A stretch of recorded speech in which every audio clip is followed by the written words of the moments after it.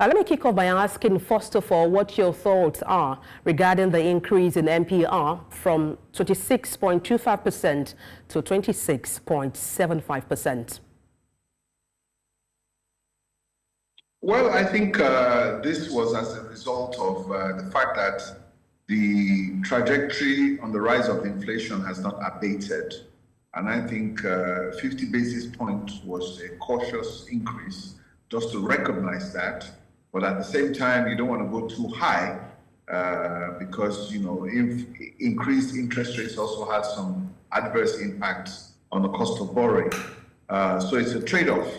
But the beauty about this is the fact that month-on-month inflation, the trajectory seems to be on the decline.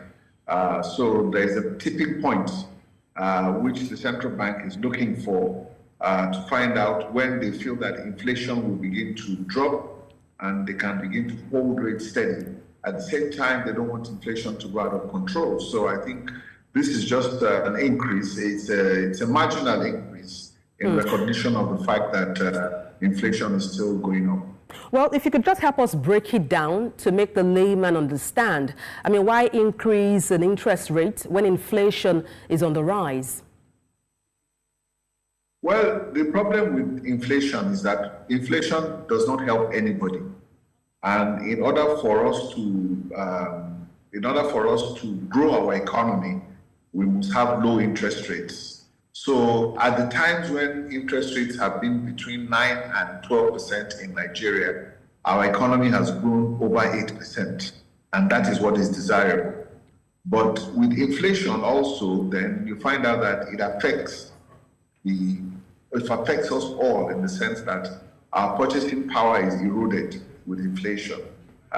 Prices are high and we cannot get, for our naira, we can't stretch our naira as we used to before. So you can buy less for every 1 naira that you have. But when you have a low inflationary regime, you can stretch your naira. For each naira you have, you can get more from that. So that is why it is desirable to have a low inflationary environment. And when you have a high inflationary environment, the only way you can reduce it is to be able to tighten money supply and to reduce interest rates. So the classical definition of inflation, which we always see, is too much money chasing too few goods. So you want to reduce the money supply so that you can have some parity within the system and create a conducive environment. But then how does this trickle down? What would be the impact of these on businesses as well as overall economy of Nigeria? Trickle down is not, I'm not an advocate of trickle down. My own advocacy is to create an enabling environment. That is, you want a low inflationary environment where inflation is about between 9% and 11%. When you have that kind of environment, or even single-digit inflation, then you will see that the economy itself will thrive, it will grow. There will be more opportunities for everybody and everybody can prosper. And that's my own advocacy. But thinking that you want to do something on top and then everything will benefit, yes, those things are okay. But don't forget that Nigeria's economy, 50% of our economy is in the informal sector. And the informal sector also contributes to 50% of our GDP. And that is where you find over 25 to 30 million SMEs. So it's in Nigeria, that sector is very important. So if we can take care of the macroeconomic situation in Nigeria, our informal sector will thrive. And if the informal sector thrives, then the economy will grow. Okay, just to follow your line of thought, you talked about pulling down inflation, which is about 34% as of now, to 9 to 11%. How can we create that enabling environment? Well, the way you create that environment, like I said, is to drop inflation to like 9 to 11%. How do we do that? Well, that is what you are trying to do now with the interest rates. They're increasing and they're tightening money supply. You can see the central bank is tightening.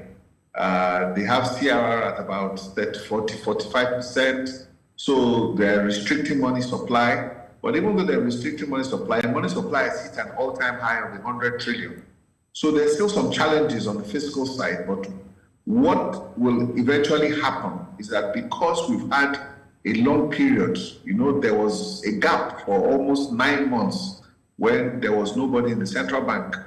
So they didn't touch rates. So inflation went sky high.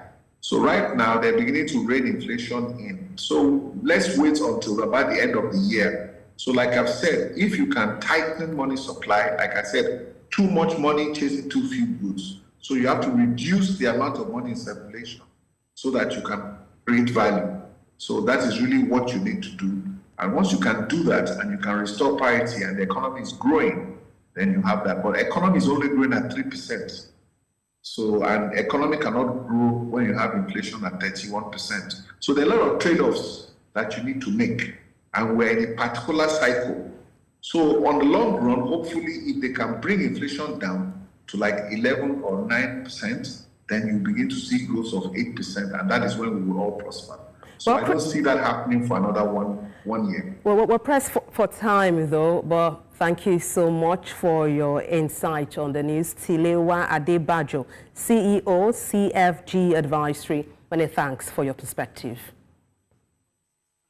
Good evening.